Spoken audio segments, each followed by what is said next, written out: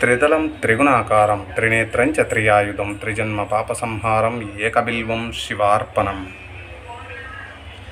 ఈ యొక్క బిల్వపత్రాలను ఇలా ఉంటాయి కదా, అలాగే ఇటువైపు కాకుండా ఇటువైపు పెడితే కనుక ఐశ్వర్యం లభిస్తుందని శాస్త్రంలో ఉంది. అది నిజం కూడా.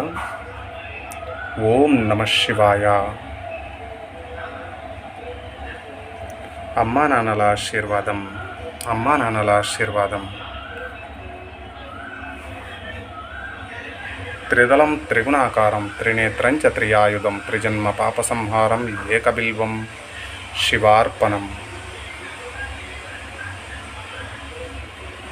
కొంచెం పత్రాలు పెద్దవిగా ఉంటాయి, శివలింగం చిన్నదిగా ఉంటుంది, కొంచెం టిపికల్గానే ఉంటుంది, అడ్జస్ట్ చేయాలి. ఓం నమః శివాయ.